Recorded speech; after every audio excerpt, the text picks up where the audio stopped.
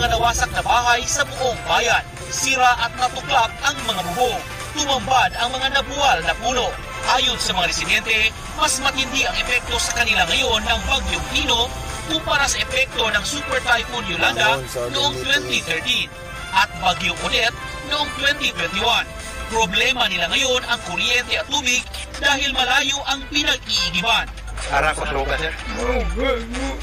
Kuya ko suga, sir. Murang nag-andar. Murang nag-makina sa ang hangin. Kuya ko suga, sir.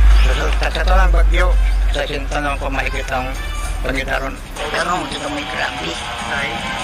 Puso mo kayo ang hangin. Lisod kayo. Lisod kayo. Kaya may tubig. Kaya namumungukas naman na ito. Pero kasi nga dyan, sa malumus na ito ang dagat. Ayon sa LGU, mahigit sa 5,000 residente ang naapektuhan